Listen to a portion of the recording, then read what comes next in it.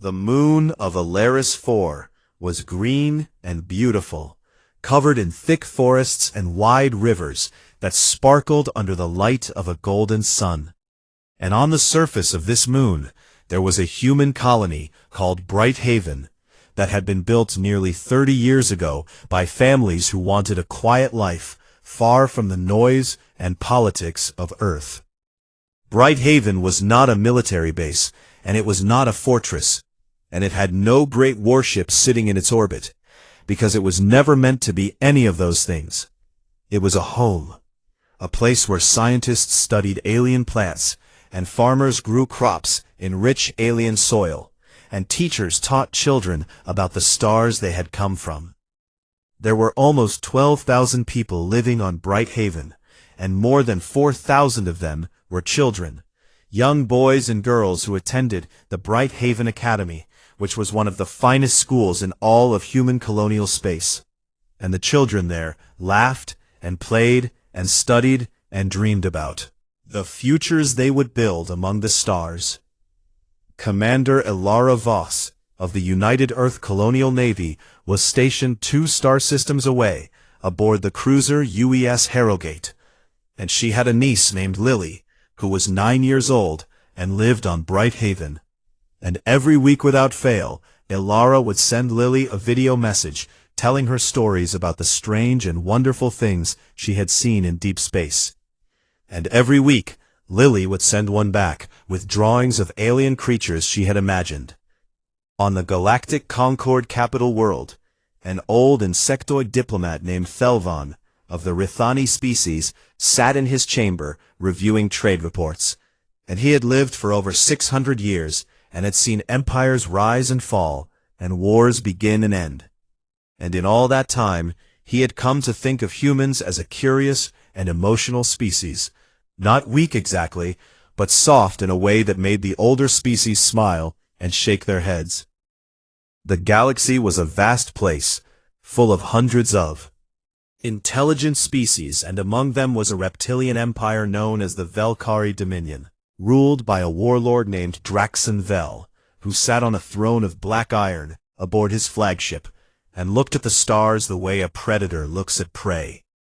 The Velkari were cold and proud, and believed that strength was the only thing that mattered in the universe, and they had been expanding their territory for centuries, crushing smaller species beneath their boots without mercy or regret.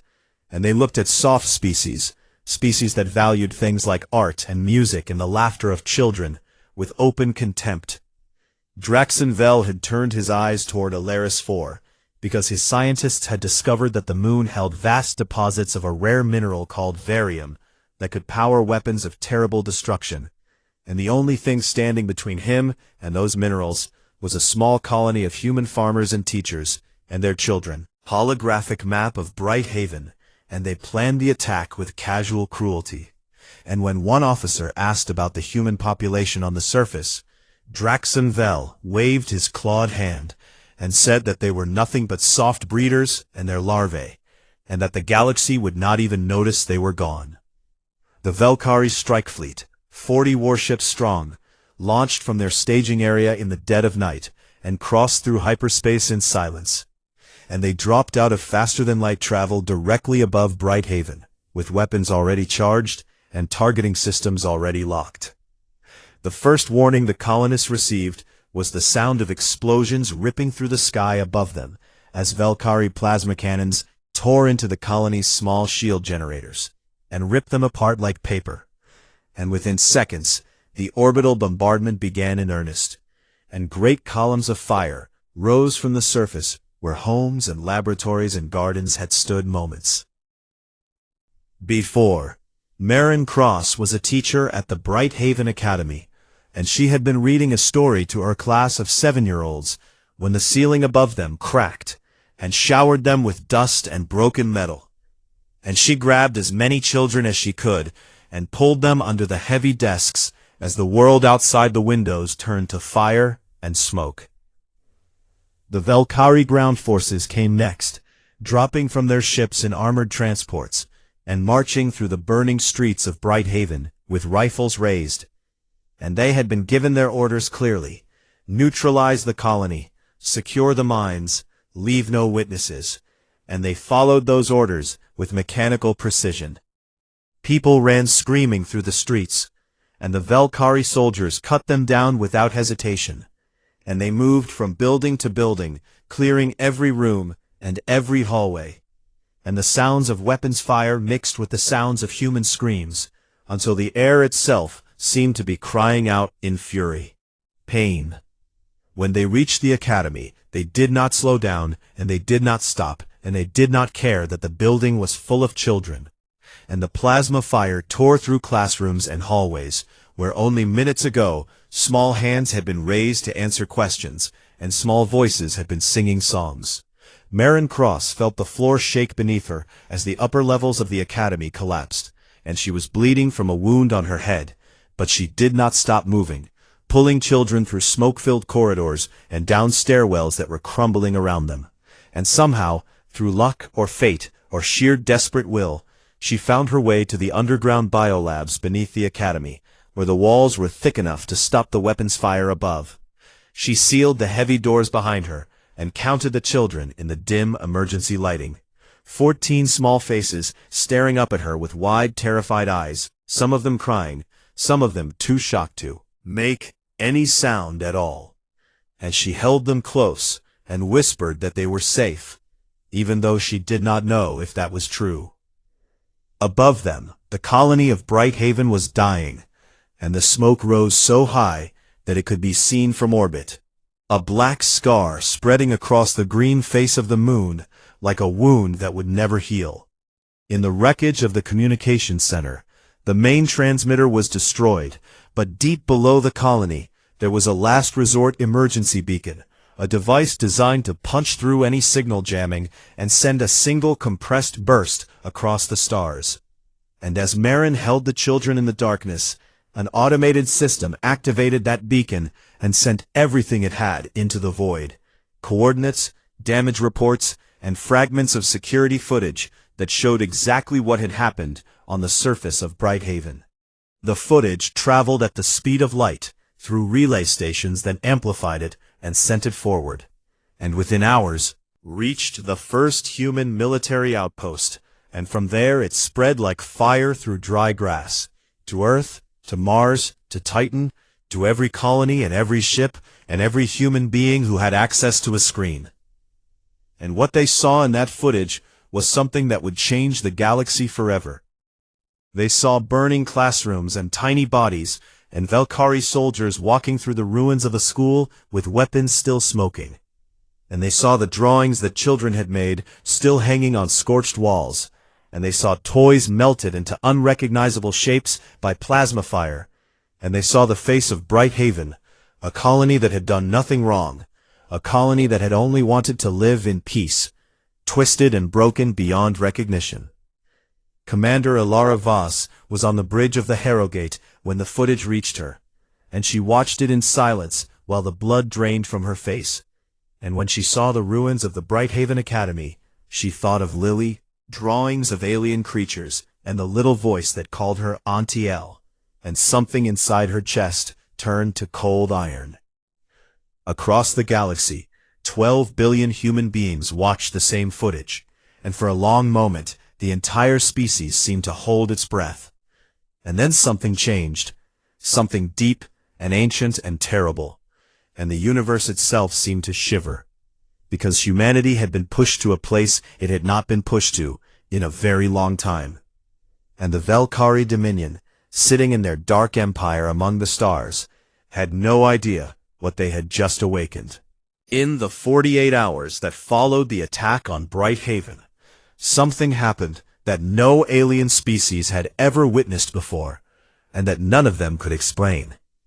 Because across every human world, and every human ship, and every human outpost scattered among the stars, the entire species went quiet. It was not the silence of shock, and it was not the silence of grief, and it was not the silence of confusion. It was something else entirely, something older and deeper, the kind of silence that falls over the world before a great storm breaks the sky apart. Thelvon noticed it first from his diplomatic chambers on the Galactic Concord capital world, because the human ambassador's office had gone dark overnight, and the human trade delegations had cancelled all scheduled meetings without explanation, and the human commercial ships that usually filled the transit lanes had changed course and were heading back toward human space in long, silent convoys. Out to his contacts in the human diplomatic corps and received no response. And he reached out to human trade partners and received no response. And he reached out to the human military attaché, who had always been friendly and talkative, and received nothing but empty silence on every channel. In 600 years of life, Thelvon had watched species react to tragedy in every way imaginable. He had seen the Dreth howl and beat their chests and charge into battle without thinking. And he had seen the Moravi weep for days and hold elaborate ceremonies for their dead. And he had seen the Kessets splinter into factions that blamed each other and tore themselves apart. But he had never seen anything like this.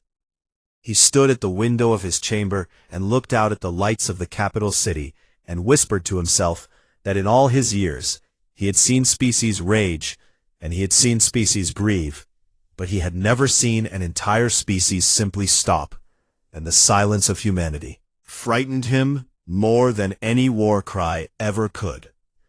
On Earth, the United Earth Parliament convened an emergency session in the Great Hall beneath the mountains of Geneva, and every seat was filled, every nation's representative, every colonial governor attending by holographic link, every branch of the military standing at attention along the walls.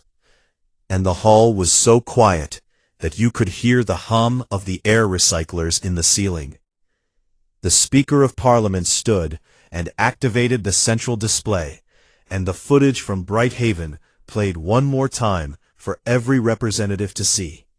And when it ended, the speaker did not give a speech, and did not call for discussion, and did not open the floor for debate, because there was nothing to discuss and nothing to debate, and everyone in that room already knew what had to be done. The speaker simply read the title of the resolution that had been drafted overnight. Directive Omega, Total Annihilation of the Velkari.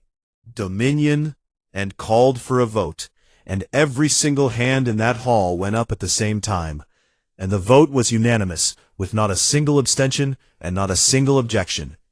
And the entire session, from start to finish, lasted exactly 11 minutes. It was the shortest parliamentary session in the history of the United Earth government, and it authorized the most devastating military campaign humanity had ever undertaken. And when it was over, the representatives did not clap, and did not cheer, and did not shake hands. They simply stood up and walked out and went back to work, because there was a great deal of work to be done. Commander Alara Voss received her new orders aboard the Harrogate, and she read them twice, and then set her datapad down on the console and pressed her hands flat against the metal surface, until her knuckles turned white. And her first officer asked her if she was all right, and she said that she was fine, and that they had new orders to report to the Alaris system and join the assembling fleet and await the signal. She did not tell her first officer that her niece Lily had been on Brighthaven, and that she had spent the last 48 hours in her quarters, unable to sleep, staring at the last video message Lily had sent her. A 9-year-old girl holding up a drawing of a purple alien creature with 6 legs and big friendly eyes, laughing and saying that she had named it Bumble, and that she hoped Auntie Elle would meet one someday. Across human space, every shipyard lit up like a star going supernova, and dry docks that had been cold and empty for years suddenly roared to life as ships that had been decommissioned and mothballed were pulled from storage and brought back online with a speed that should not have been possible.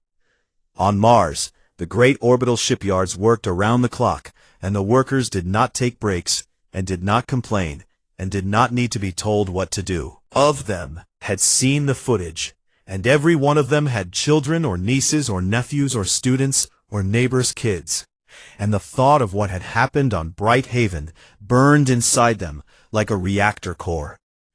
Civilian freighters were brought into military yards and stripped down and rebuilt with armor plating and weapon systems in days instead of weeks, because the engineers skipped the paperwork and skipped the inspections and simply built what needed to be built, and no one questioned it, and no one slowed it down.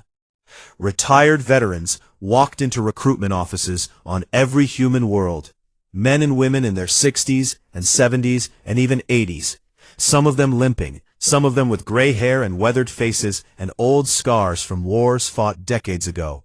And they did not need to be asked, and they did not need to be drafted. They simply came, because something had been done that could not be undone, and something had been crossed that could not be uncrossed. Every human being alive understood this in their bones. The Galactic Concord watched all of this with growing alarm, and the alien delegations held emergency meetings and sent urgent diplomatic messages, and offered every possible alternative to war: reparations paid to the human government, economic sanctions against the Velkari, a formal tribunal to try the officers responsible for the attack. And they genuinely believed that these offers would be enough, because this was how the galaxy had always handled such things, with negotiations and compromises and carefully worded agreements. The human ambassador, a woman named Director Priya Anand, who was known for her warm smile and her habit of bringing homemade sweets to diplomatic functions, returned to the Concord Assembly Chamber one final time. And the great hall fell silent as she walked to the central podium, with a face that showed no warmth, and no smile, and no trace of the woman they had known before. Placed a single datapad on the podium, and activated it, and a holographic display rose into the air, showing a long scrolling list of names and ages. The names and ages of every child who had died on Brighthaven.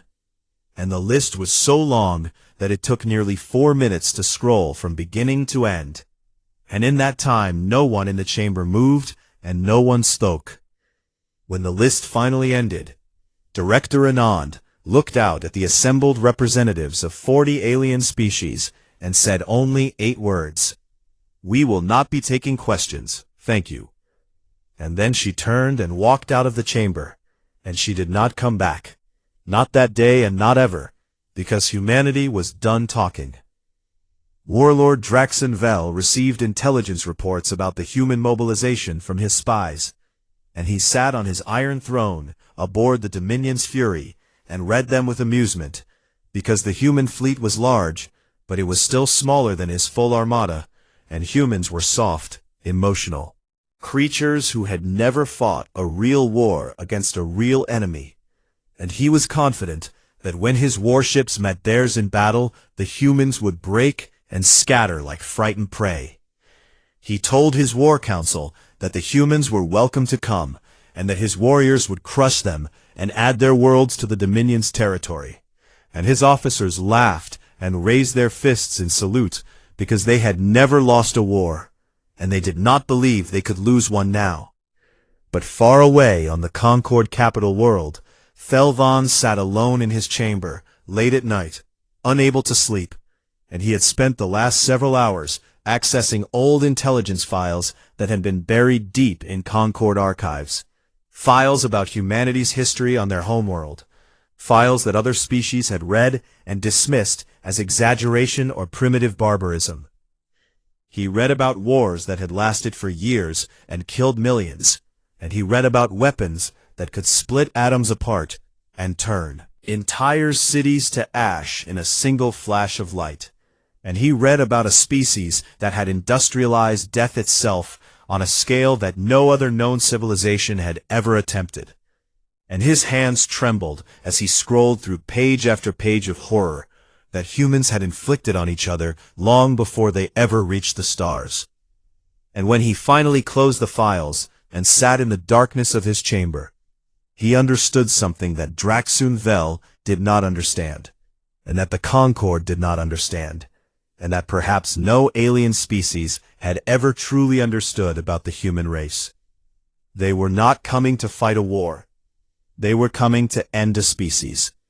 and nothing in the galaxy was going to stop them. 2 weeks after the massacre at Bright Haven, the largest fleet that humanity had ever assembled dropped out of hyperspace at the edge of Valkyrie territory, and the sheer size of it made the border monitoring stations of 3 nearby alien species go completely silent for several minutes, because no one could believe what they were seeing.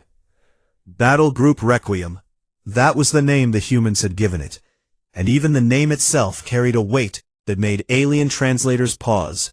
Consisted of 3,200 warships, arranged in a formation that stretched across thousands of kilometers of space. And among them were battleships and cruisers and destroyers and carriers, and behind them came the siege ships, massive vessels loaded with weapons that had not been deployed in over a century, weapons that could crack the crust of a planet open like an egg. And alongside the warships flew clouds of automated weapons platforms and drone swarms so thick showed up on long-range scanners as a solid wall of metal and fire, and supply ships trailed behind, carrying enough ammunition and fuel and spare parts to sustain a campaign that could last for years. The Valkyrie Border Defense Fleet, 800 ships under the command of Admiral Saithra, one of Draxun Vel's most trusted officers, moved to intercept the human fleet at a choke point between 2 asteroid fields, and Saithra was confident, because she had fought a dozen wars and won them all, and because 800 Valkyrie warships had never been defeated by any force in the history of the Dominion. She opened a communication channel to the human fleet and demanded that they identify themselves and state their intentions, and she waited for the response that she expected, the usual diplomatic bluster, the threats and counter-threats, the demands for negotiation that always came before a battle, because this was how wars were fought in the galaxy, with words first, and weapons second. The response she received was silence. There was no hail and no demand, and no ultimatum, and no dramatic speech, and the human fleet simply kept coming, accelerating steadily toward the Valkyrie line, with weapons powering up across every single ship. And Saithra felt the first cold touch of unease crawl up her spine, because in all her years of warfare, she had never seen an enemy approach without saying a single word. She ordered her fleet to open fire at maximum range, and the Valkyrie ships unleashed a devastating barrage that lit up the void with plasma and kinetic rounds. And the shots struck the leading edge of the human formation, and Saithra watched her tactical display, expecting to see human ships breaking formation and scattering the way every other enemy she had ever fought had scattered under the first volley. But the human ships did not scatter. The forward warships of Battle Group Requiem took the hits on their reinforced prow armor, thick slabs of composite metal that had been designed for exactly this purpose, and they kept coming, absorbing punishment that would have crippled any other fleet, pushing forward through the storm of fire with a determination that was not bravery and not recklessness, but something else, something mechanical and cold and absolutely terrifying. Commander Alara Voss stood on the bridge of the Harrogate in the vanguard of the formation, and her ship shuddered under the impact of Valkyrie weapons, and warning lights flashed across her console, and her damage control officer called out hull breaches on the forward decks, and she did not flinch and did not waver, and simply ordered her helmsman to maintain course and increase speed. The human ships closed to point-blank range, so close that the Valkyrie gunners could see the scorch marks on their hulls with their own eyes. And then the human fleet turned broadside and unleashed everything they had. Carnage on a scale that the galaxy had never witnessed. Human railguns punched through Valkyrie armor like needles through cloth, and human missiles detonated inside enemy ships and tore them apart from within. Human energy weapons carved through hulls and reactors and crew compartments with surgical precision. And in the space of minutes, the carefully organized Valkyrie defensive line dissolved into a chaotic mass of burning wreckage and dying ships. The humans called this tactic the hug of death. Close the distance. Absorb the enemy's fire on your heaviest armor. Get so close that every shot is a killing shot. And then destroy everything in front of you. And it was brutal, and it was ugly, and it was exactly the kind of tactic that a species with a long history of violence would invent. Admiral Sathra watched in disbelief as her fleet was torn apart around her, and she screamed orders for her ships to regroup and fall back to secondary positions. But there were no secondary positions, because the human fleet was everywhere at once, closing in from every angle, cutting off escape routes with drone swarms and weapons platforms that filled every gap in their lines. She opened a channel and broadcast a call for parley, offering to negotiate a ceasefire. The humans did not respond. She broadcast a surrender signal on all frequencies, declaring that her fleet was willing to lay down arms. The humans did not respond. She ordered her remaining ships to flee at maximum speed toward the nearest Valkyrie stronghold. And the ships that could still move turned and ran, and the human fleet pursued them with the same cold, relentless precision, hunting down every ship that tried to escape and destroying it without hesitation and without mercy. The battle lasted 6 hours from the first shot to the last, and when it was over, there was not a single Valkyrie ship left intact in the entire sector. 800 warships reduced to clouds of spinning debris and cooling metal, and Admiral Sathra was dead, along with every officer and every soldier who had served under her command.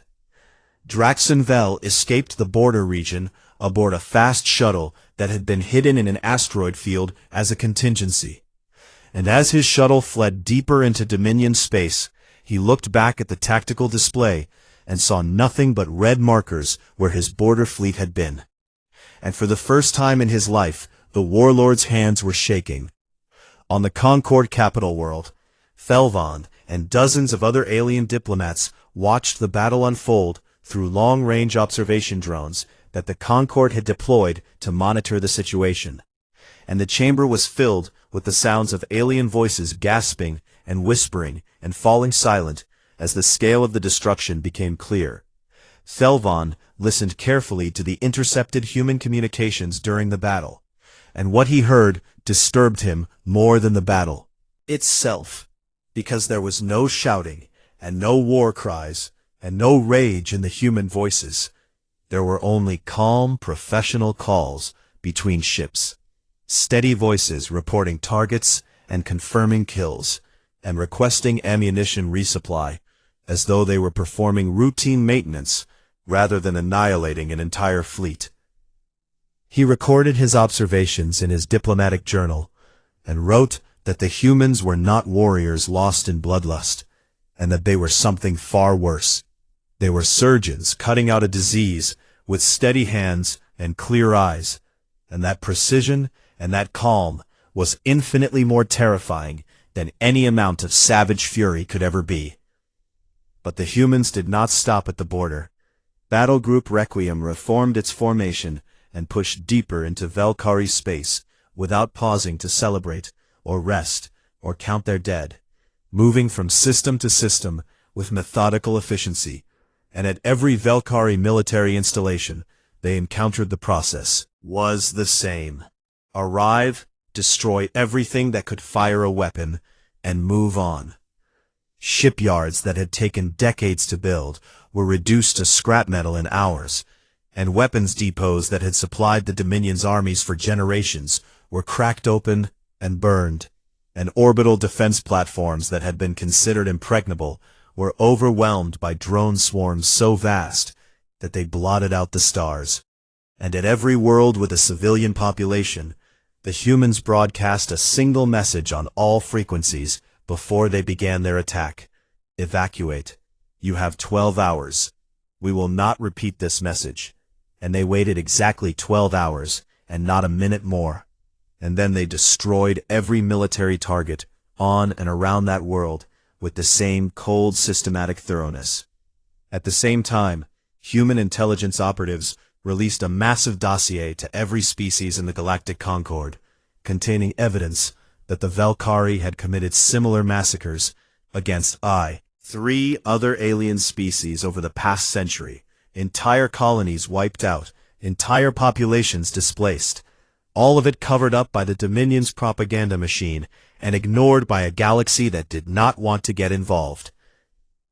The message that accompanied the dossier was simple and direct. Humanity is not the aggressor here. Humanity is the consequence. And if the galaxy had dealt with the Valkyrie when they should have, 4,000 children on Bright Haven would still be alive. Drax and Vel sat aboard a secondary command ship deep in Dominion territory and stared at the reports coming in from across his empire. 7 military worlds had gone dark, their defense fleets destroyed, their installations burning, and the human fleet was still coming, still pushing forward, still dismantling everything he had built with the patience and precision of someone taking apart a machine, piece by piece. The warlord who had laughed at the thought of human retaliation was no longer laughing, because he finally understood that this was not a war in any sense that he recognized, and that the humans had not come to defeat his empire, or force it to submit, or negotiate better terms. They had come to make sure it would never threaten anyone ever again, and they were not going to stop until the job was done. 6 weeks into the campaign, human forces had carved through 60% of the Valkyrie Dominion's military territory, and the empire that had terrorized its corner of the galaxy for centuries was collapsing like a building with its foundations ripped out. And the speed of the collapse shocked every species that was watching. But what shocked them even more than the destruction was what the humans were not destroying. Valkyrie civilian worlds were left completely intact. And this was not an accident or an oversight. It was a deliberate and calculated choice that the humans enforced with absolute discipline across every ship and every unit in Battle Group Requiem. Because before every engagement, the commanders received the same standing order. Military targets only. Civilian populations are not to be harmed. Any officer who violates this order will be court-martialed and removed from command immediately. At every world they approached, the 12-hour evacuation warning was broadcast without exception, and human ships held their fire, while Valkyrie civilians fled in transport ships and cargo vessels. And the humans let every single one of those civilian ships pass through their lines untouched. And in some cases human escort ships actually protected Valkyrie refugee convoys from debris fields and navigational hazards created by the very battles the humans had just fought. Medical supply drops were sent to refugee staging areas where Valkyrie families huddled together in confusion and fear. And the supplies came in containers marked with the emblem of the United Earth Humanitarian Corps. And the Valkyrie civilians who opened them found food and water and medical kits and thermal blankets. And many of them could not understand why the species that was systematically dismantling their military was also making sure their children did not go hungry. The Galactic Concord observers who documented all of this were deeply confused, and several alien diplomats openly asked how the same fleet that had destroyed 800 warships without answering a single surrender call could also be delivering medicine to the enemy's refugees. And the answer was something that most alien species had never truly understood about humanity. The humans were not out of control. They were completely in control. More in control than any military force the galaxy had ever seen, and they were choosing with perfect precision who would live and who would die. And that level of control and that level of restraint in the middle of absolute devastation was more frightening than mindless destruction could ever be, because it meant that every death was intentional and every life spared was intentional, and that there was a mind behind all of it that knew exactly what it was doing. The Galactic Concord formally requested that humanity cease all military operations, citing Section 12 of the Galactic Compact on interspecies conflict resolution, and the request was signed by 37 member species and delivered through official diplomatic channels with all the proper protocols and formalities that the Concord believed carried weight. Director Priya Anand, who had not been seen in public since her final appearance at the Concord Chamber, sent a single-line reply from an undisclosed location. Galactic law did not protect our children, and we will protect them ourselves. And the Concord received no further communication from the human government. Behind closed doors, however, something remarkable began to happen, because several Concord species that had publicly condemned the human campaign began privately sending supplies to the human fleet. Fuel shipments routed through neutral ports, ammunition crates with falsified shipping labels, intelligence data on Valkyrie fleet positions transmitted through encrypted backchannels. Governments denied everything, with carefully practiced expressions of surprise. Other species took a different approach, and simply pulled their ambassadors from Valkyrie space without explanation, and trade agreements with the Dominion were quietly cancelled, and communication channels were shut down, and one by one, the alien nations that had once dealt with the Valkyrie turned their backs and walked away, because the dossier that human intelligence had released, the evidence of Valkyrie atrocities against other species, had changed the calculation for everyone, and no one wanted to be seen standing next to a dying empire that had murdered children. Warlord Draxon Vel was desperate now, and desperation made him dangerous, and he conceived a plan that he believed would force the humans to stop their advance.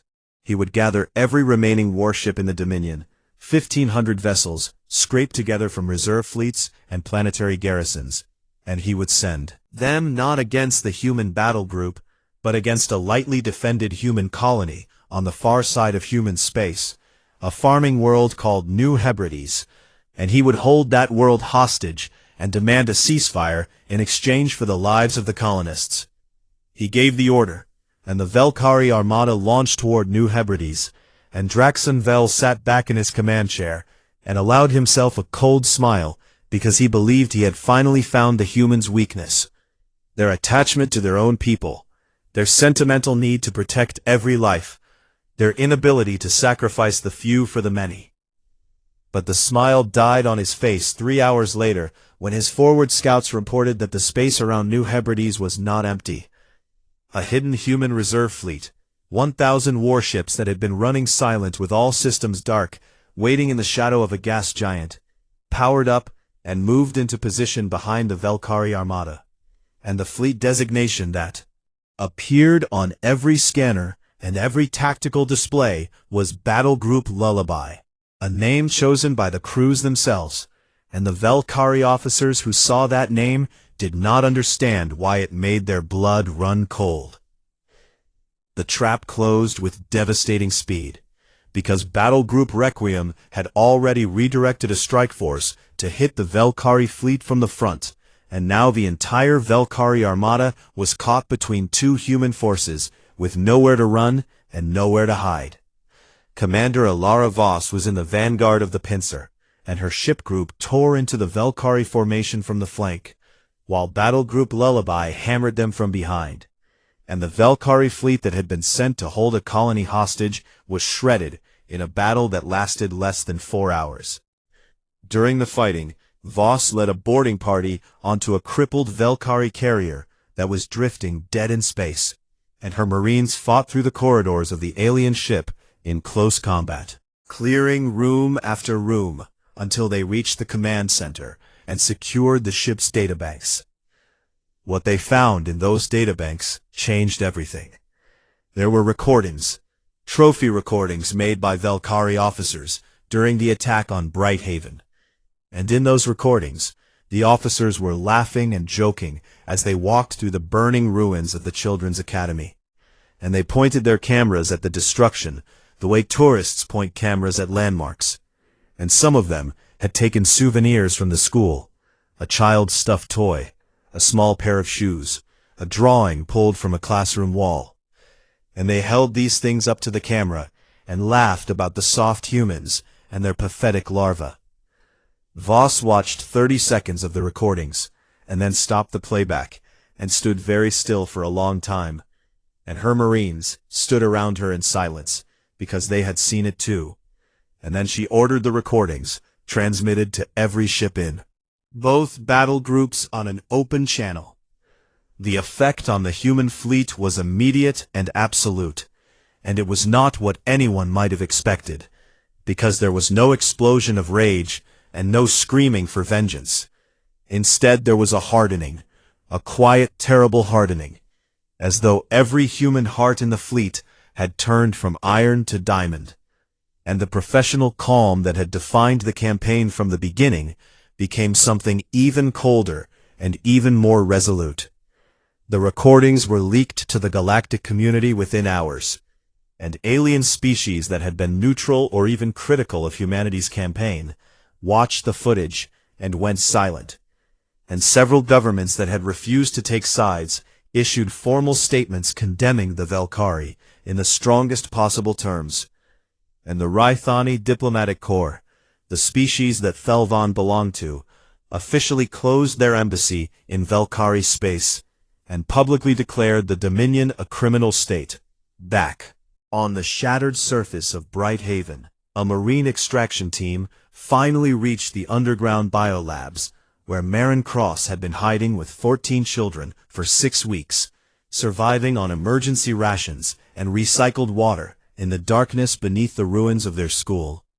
And when the heavy doors were finally cut open, and the first Marine stepped inside with a flashlight and said that they were safe and that they were going home, Marin Cross collapsed to her knees and wept. The news of the rescue spread through the fleet like sunlight breaking through clouds, and for the first time since the campaign began, the cold, professional voices on the communication channels cracked. And across thousands of ships, hardened soldiers and officers who had not shown emotion in weeks allowed themselves a single moment of raw, tearful relief, before they wiped their eyes and went back to their stations and continued the grim work that still needed to be done. The Velkhari High Council, acting without Draxon Vel's knowledge or approval, because they could see the end coming and were desperate to survive it, reached out through secret back channels to the human government and offered an unconditional surrender of the Dominion.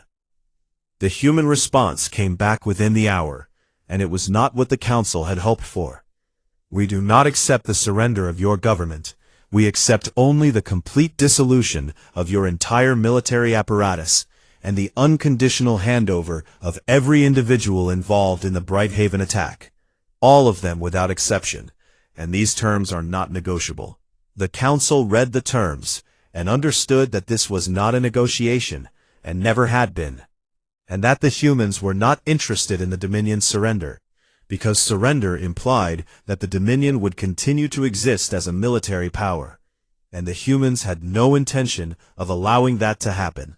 3 months after the attack on Brighthaven, the Velkhari Dominion's military had ceased to exist in any meaningful way, and the empire that had once commanded fear across dozens of star systems was nothing more than a collection of civilian worlds floating in silence, where warships and weapon stations had once filled the void between the stars.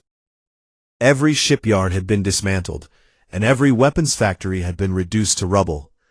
Every military outpost had been stripped down to its foundation, and the process had been carried out with the same cold, systematic precision that had defined the entire campaign. Not a single civilian building touched, not a single refugee convoy harmed, not a single non-military target destroyed. And this surgical perfection was what haunted the alien observers most of all, because it proved beyond any doubt that humanity had been in complete control from the very first shot to the very last. Warlord Draxon Vel was captured in the outer reaches of uncharted space, fleeing aboard a stolen civilian transport with a false identity and a small guard of Laurel soldiers.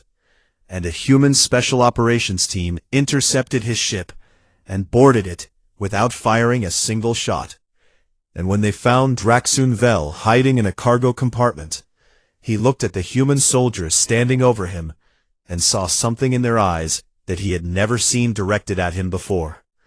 Not hatred and not anger, but something worse, a cold and total contempt, the kind of look that a person gives to something they consider beneath them. He was brought back to Brighthaven in chains, and the irony of that destination was not lost on anyone, because the humans had chosen to hold the trial not on Earth or Mars or any great human world, but on the very moon where the crime had been committed, in the very place where 4,000 children had died.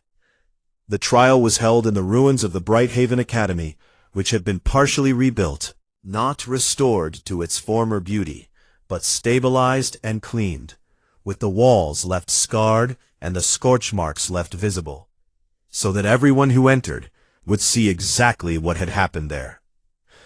Draxon Vel was made to sit in a classroom chair, a small chair designed for children, and around him on the walls hung the things that had survived the attack: half-burned drawings made by small hands, a singed class photo with smiling faces, a list of students' names written on a board that had been cracked by heat but not destroyed, and on a shelf in the corner sat the melted remains of toys that had once been held by children who were no longer alive to hold them.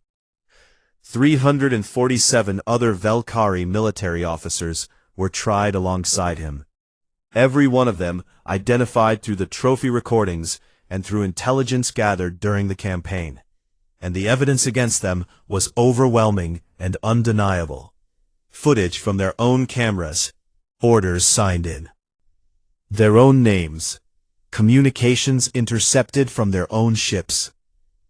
The trial was broadcast to every corner of the galaxy, and billions of beings from dozens of species watched as the human prosecutors laid out the case with calm and methodical thoroughness, presenting each piece of evidence without emotion, letting the facts speak louder than any speech ever could. Draxon Vel attempted to defend himself by claiming that the attack was a legitimate military operation and that the colony had been harboring military equipment, and the human prosecutor responded by displaying a holographic image of the Academy's student roster. 4,012 names, the oldest child being 17 and the youngest being 3, and asked the warlord to explain which of these children had been the military threat he was so concerned about. Draxon Vel had no answer. The verdict was unanimous on all counts, and the sentence was life imprisonment without possibility of release, to be served on a penal station constructed in orbit around the dead and scarred moon of Brighthaven, where the prisoners would spend the rest of their lives looking down at the world they had destroyed, unable to look away, unable to forget, surrounded forever by the consequence of what they had done. Some alien observers had expected execution, and they were surprised by the sentence, but those who understood humanity better were not surprised at all, because execution would have been quick and final, and humans did not want quick and final. They wanted the prisoners to live a very long time, to wake up every morning and look out the window and see the scars on the surface of Brighthaven, and know that those scars would be there long after they were gone. With the trial concluded, humanity turned its attention to something that surprised the galaxy even more than the war itself. They began helping the Velkari people rebuild. Humanitarian ships arrived at Velkari, civilian worlds carrying food and medical supplies and construction materials, and human engineers helped repair infrastructure that had been damaged during the evacuation periods. And human diplomats sat down with Velkari civilian leaders and helped them establish a new demilitarized government that would represent the people rather than the warlords who had led them to ruin. Human doctors treated Velkari children in field hospitals, and human teachers helped set up temporary schools where Velkari youth could continue their education. And the sight of human hands, the same species that had destroyed the most powerful military in the region, gently bandaging the wounds of the enemy's children, was an image that burned itself into the collective memory of the galaxy. When asked by a Concord journalist why humanity was helping the very people whose government had murdered their children, Commander Elara Voss, who had volunteered for the humanitarian mission after the fighting ended, gave an answer that was reported on every news network in known space. She said that the Velkari children did not choose what their leaders did, and that punishing children for the sins of their rulers was exactly the kind of evil that humanity had just gone to war to stop, and that if humans abandoned their compassion after the fighting was done, then the fighting would have meant nothing. Felvan, the old Rythani diplomat who had watched the entire conflict unfold from beginning to end, spent 3 months writing his official report to the Galactic Concord, and when it was published, it became the most widely read diplomatic document in the history of the galactic community, translated into over 400 languages and studied in military academies and diplomatic schools on every civilized world. The key passage of his report was quoted so often that it became almost a proverb among the alien species of the galaxy, and it read as follows: "Do not mistake human kindness for weakness. Do not mistake their laughter for frivolity. And above all, do not under any circumstances mistake their children for acceptable casualties. Because humanity does not escalate, and humanity does not proportionally respond. And when you cross their final line, they simply decide that you are finished, and then you are." Commander Voss returned to Brighthaven one last time after the humanitarian mission was complete, and she walked alone through the rebuilt memorial that stood where the academy had once been, a long wall of white stone with 4,012 names carved into its surface, each name accompanied by the age of the child it belonged to. She walked along the wall slowly, reading the names, until she found the one she was looking for, Lily Voss, age 9, and she pressed her hand against the carved letters, and stood there for a long time, while the wind blew across the green surface of the moon that was slowly healing from its wounds, and she wept, not with the cold iron fury that had carried her through 3 months of war, but with the raw and human grief that she had been holding inside her chest since the day she first saw the footage, and the tears fell on the stone and on the grass and on the soil of a world that would never forget what had been lost there.